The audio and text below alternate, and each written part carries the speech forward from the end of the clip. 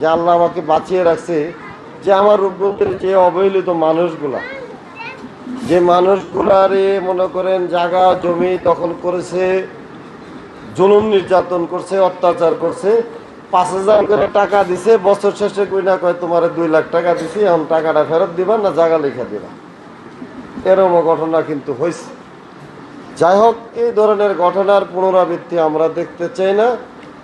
আমরা যে রাজনীতিটা করতে চাই সেটা হলো সমাজের উন্নয়ন, সেটা হলো ধর্মীয় প্রতিষ্ঠান। আমাদের দেখবেন বিএনপির ভারপ্রাপ্ত চেয়ারম্যান তারেক রহমান 31 দফা একটা লিফলেট আছে, দেখবেন 31 দফায় কিন্তু প্রত্যেকটি বিষয়ে সে মানুষের কল্যাণের জন্য, জনগণের কল্যাণের জন্য যে কাজগুলা, সেগুলো করার জন্যই আমাদেরকে পূর্ব সে কাজগুলো করতেছি, সেগুলো মানুষকে জানানোর জন্য।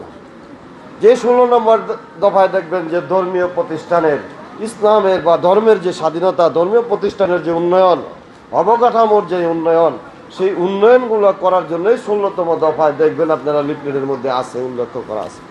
সেই সুবাদে আমরা 31 দফা নিয়ে কাজ করতেছি সারা বাংলাদেশে। কিছু কিছু নেতাদের নির্দেশনা দেওয়া হয়েছে যে এই দফাগুলো নিয়ে কাজ করার জন্য।